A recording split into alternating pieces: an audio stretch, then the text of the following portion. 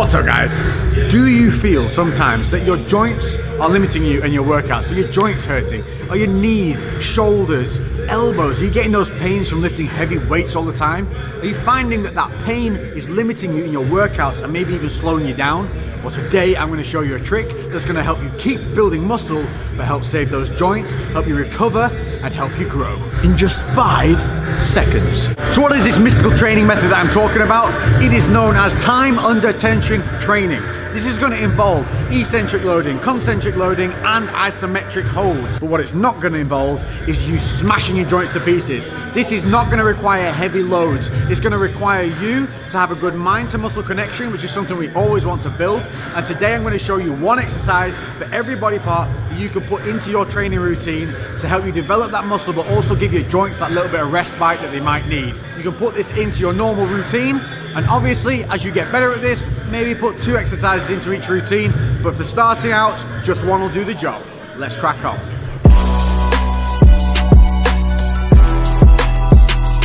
So we're going to start it out on the lower parts. We're going to start with some leg extensions. Now the process of this is going to be 5 seconds over 4 phases. So we're going to be doing a concentric, an isometric, an eccentric, and then a stretch, each one for 5 seconds. Most important thing on this is going to be the longest explanation because so many people fuck this up. You want the pivot point in line with your knees. You want the back of your knees on the pad. If your knees are not on this pad and they're further forward and there's a gap here, you're going to put stress on the knees and bust them up. Bad times. Handles are here for a reason. Grip and pull on the handles as you drive. That's going to keep your hips down. How many people do you see doing this stuff? That's because they're not thinking about their body. They're thinking about moving weight from A to B. This method is going to make you think about mind to muscle, and it's going to make you think about contractions and help you connect and also find bad habits that you've got and help you fix them. So find a weight that you can do around 20 reps on. We're going to be doing 8 reps of the slow holds. Then we're going to finish with 12 normal reps. The 5-second phases, easy. We're going to come up for 5-second count. Feet parallel. 2, 3, 4, 5. At the top, point the toes. Squeeze the quads. Hold for 5, 4, 3, 2, 1. Bring the toes in. Start lowering down over 5, 4, 3, 2, 1. As it comes towards the base, don't let the stack touch. And hold that stretch there. Hold that load. 5, 4, 3, 2, 1. And we're going to repeat this 8 times, slow and steady each way. This is going to stop you kicking out and having those bad habits of just swinging the weight through. Once you've done all 8 of these and you get to the bottom, you get that final 5 count hold, then it's straight in, 12 reps, gripping those handles, keeping those feet parallel and toes up this time. If you want to, you can point the toes, but a little less control. You're getting those 12 reps and you're going to really feel that burn, that blood right in the muscle. Once you hit that 12, down, rest. You're going to do 3 to 5 sets of this, and I promise you, you will feel nothing like it. You will have no joint pain, but maximum muscle activation. Next up, arms.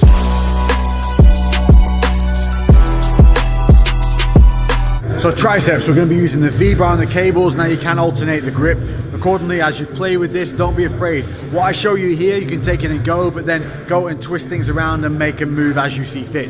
But we're going to take, again, same thing, a rep range where you can do 20 reps on that weight, 8 and 12s like before. For this, pointers, shoulders back, rib cage down, hips slightly kicked back. What we're not doing is leaning over. From here, you're going to keep that scapula engaged. You're going to pull down with the elbows, and this is your start position. Start right, you'll finish right. From here, we're going to come down. 5, 4, 3, 2, 1. Squeeze, flex that tricep at the bottom. Look how my arm is at an angle. What I'm not doing is this. Arms at a slight angle, and I'm squeezing that tricep. I've got a little bit of flexion at the wrist. Then I come back up. 5, 4, 3, 2, 1, no elbow movement, no swinging back and forward, shoulders still in place. At the top now, I'm going to squeeze my biceps and help stretch that tricep. 5, 4, 3, 2, 1, before starting all over again. 8 reps like that, and then we're going to move straight in, 12 reps, strong, focusing, no swinging, squeezing that tricep at the bottom, squeezing that bicep at the top.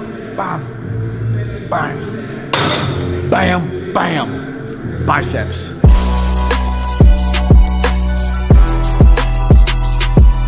Bicep curls with the straight bar on the cables. Now we're doing it on the cables because it can offer constant tension if you put a little bit of a body lean on. But you can do this with dumbbells, you just got to be super controlled and not get lazy. What we're looking for on this, we're looking to keep our elbows tight and in a fixed position. What I'm not doing is letting my elbows swing back and forth. Again, my rib cage is down, my scapula is engaged, and I'm not pigeon necking. So tuck that chin in and keep that nice alignment. From here, we're going to come up over 5 seconds. 3, 4, 5. Squeeze at the top. 1, 2, 3, 4, 5. Not doing this. Keeping those shoulders down now, because this is the point where people want to do that hunch over and shoulder release. We're going to release out away from the body. 5, 4. Now the biceps under tension. 3, 2, 1. Get to that bottom. Keep an angle on the arm now. That's going to keep tension on the bicep. 5 seconds. 4, 3, 2, 1 before returning. Nice and slow. And look at the tension on the muscle. Veins popping. This is not heavy weight. If I was to just rep this all day, if you do it this way, you're creating overload with light weight. And like I said, once you've done those 8 reps, back in with those 12, keeping that form, no swinging, not letting the elbows kick back, elbows fixed, shoulders back, chest up, rib cage down, chin in, boom. Big biceps, 5 seconds.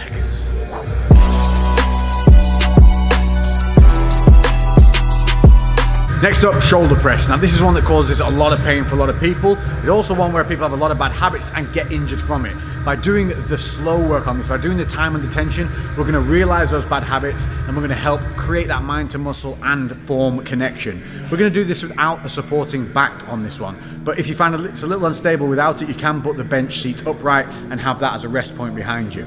Bring the dumbbells up. We're going to turn them out. This is our start point. I want my rib cage down. I'm going to make sure my feet are planted, and from here I'm going to tilt the dumbbell heads in. Real little tilt, bing. This is going to keep it all focused on that shoulder. I'm going to come up over 5 seconds. 3, 2, 1. This is working my core and everything now. At the top, what I'm not doing, banging and touching. Coming up, straight arms, shoulders down, not hitching. Then coming back down the exact same way we went up, over 5 seconds. 2, 1. Get to that base. Keep that load point, don't let it touch the shoulders. Hold for 5, and then repeat. Obviously, once we get 8 reps in from these, then we're going to try and maintain that postural strength, rib cage down, keep it controlled, and rep 12 reps to the death, to the pump. And tell me, after doing that, give it one go, and tell me that doesn't feel as good as those heavy ass shoulder presses you ground through, gritted your teeth on, and ended up tearing up some fucking tendons.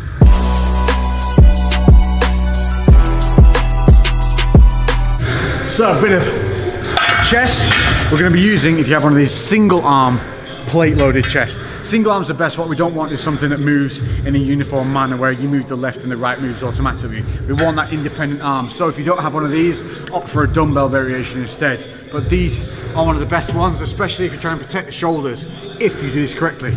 So what we're looking for is, we want the handles to be around about nipple height. So I want that just one click up. That's perfect. What I want to do here is I want to make sure that I'm planting my feet and driving my hips back into the machine. You'll see a lot of people's hips creeping forward as they try and press out and struggle. That's not what we want. We want to keep all that drive in the pad behind us so we have something to press against. Same as a bench press on this, what we want to be looking at is arching that lower back, pressed against the machine, but keeping the rib cage down. We're going to be rolling the elbows in a little bit, and as we come down, we're going to keep our lats contracted, and as we drive out, keeping all that contraction explode out. Taking that load, this is going to be a part where we come back down to. That point just off where the pads touch, but what I don't want is an overstretch on the shoulders.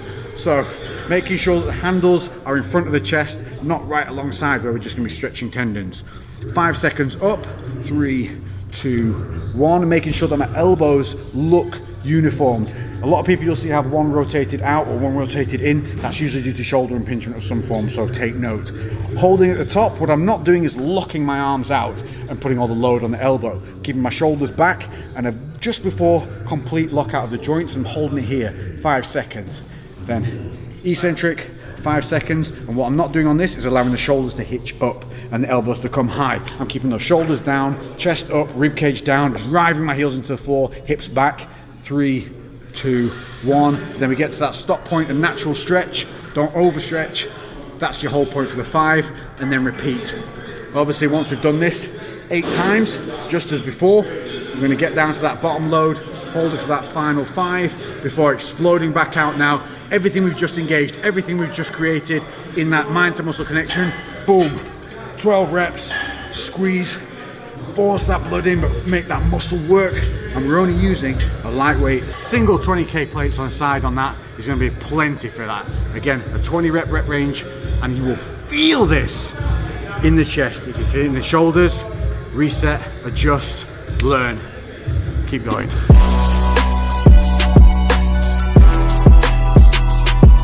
Back, and for this one we're going to be using the lat pull down. I love this machine, but it is one that people often have a big disconnect in their shoulder areas. They also don't have a lot of control with their rib cage and midsection. This is going to help fix all of that, plus keep a healthy scapula, because your scapula are going to be crucial here in controlling the shoulders. What we're looking for is not an overly wide grip. Grip to wherever is natural. If you're not over 6 foot, you don't need to be grabbing the edge of the bars. Just use your sense on where it feels good. We're going to grip just past the bend anyway. We're going to sit and make sure our knees are pinned underneath this pad. Your feet should be solid to the floor with a right angle up into the pad, and you shouldn't be able to move your legs underneath that pad. That's important because we're going to drive against it.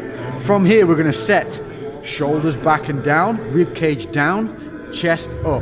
It's going to feel weird and a little bit tight, but it's perfect. From here, we're going to pull from the elbows. The movement starts here, not at the hands. We're going to pull down from the elbows, 5 seconds.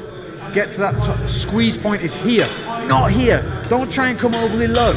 Just to the top of the chest or wherever it feels natural for a squeeze. Drive your elbows and almost like you're trying to pin your lats under your armpit. Squeeze and don't let that rib cage pop up. Then release, 5, 4, 3, 2, 1. Keeping the shoulders down, and then hold for 5 seconds at the top. Then it's just 8 reps of that repetition. 5 down, a 5 hold. Making sure the shoulders aren't rounding forward, chest up, rib cage down, pull it as close to the face as possible. 5 on that way back up, and then we're going to rep those 12 reps again. But what we're not going to do is start fucking swinging. No aping around. What we want, keep that chest nice and high, put the rib cage down, arching the lower back, and we're going to pull through clean and rep. Thinking about those contraction points, and thinking about that controlled release. 12 reps, really feel that stretch, and you will feel that from here all the way down.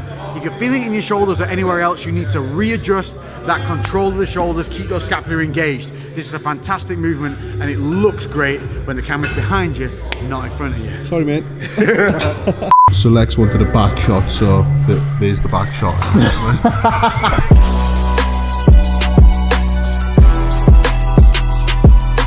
Last but not least, we're back on the leg extension machine, and this one is for seated hamstring curls. The reason we're doing this over lying curls is because there is no lower back tension when we do it this way. So for setup on this, the same rules apply. We want our knees in line with the pivot point. We want that seat further back rather than too far forward, if anything. We're going to grip on the handles. As we curl under, what we don't want is to allow, as soon as we pull, those hips to shoot forward. You'll see this all the time. People end up halfway down the seat here, because what they're doing is using their body weight to pull the weight through. We're going to keep our grip on the handles, and we're going to push our hips back. If you have a pad that comes across the knees here, what you can do is actually reach forward and lean and grab in front of you here, so that you end up with a heavier stretch on the negative. You're going to feel it way more. If you don't have it like we don't have here, we're going to push ourselves back into the seat. We're going to curl through with our heels, keeping our toes up. So we're going to curl for that 5 seconds. 4, 3, 2, 1. Squeeze at the bottom, and what you want to think about here is squeezing like you would squeeze a bicep. You should feel that. The hamstrings are the biceps of the leg. So squeeze, hold. What we don't want to allow is those hips to shift forward, knees to shift up. Everything stays down. The body's going to want to compensate. Fight it. Then 5 seconds hold, back up, eccentrically, 5 seconds. Again, don't let the hips shoot forward. Don't let those knees rise. Think about pushing your knees down through your legs as the feet come up. Hold that top point, don't let the stack touch for 5 before repeating the process again. Once we've done those 8 reps, when we get to that final hold, once we come back to the top, we're going to hold for that 5 seconds, and then we're going to rep in And again, once you start repping, don't start sliding. Get that full negative stretch. Keep those hips back. If you're finding you're not really getting that stretch on negative, or the stack's hitting too early, lean a little bit forward and really hold and grip with an underhand grip on the machine, and keep those hips down so you end up being here. And then you're really going to be able to feel and control that stretch. This is vitally important to make sure you control at the knees and the hips. This is going to burn like a mother. It is going to really, really hurt. It's going to test you. So start light. Think about control and contraction throughout all of these exercises. Control and contraction. But what it's going to prove to you is you have a good mind to muscle connection that you can build. You have errors that you're going to see from having to go slow rather than fast that you're going to be able to fix. And once you do that, when you translate this back into lifting heavy, those weights are going to move smoother, they're going to move more controlled, and more importantly, you're going to know what you can lift in real weight rather than just weight you can shift from A to B. As I said before, I'll say it again. Don't shift it, lift it. I hope you've enjoyed this episode. This has been time under tension training. 5 seconds, 4 phases to a bigger, better you. Catch me in the next episode. If you have any comments, make sure to leave them down below. Hit that notification bell to make sure you're notified of all these videos so you don't miss out on anything. I'm Lex and I'll catch you in the next one. Boom, baby.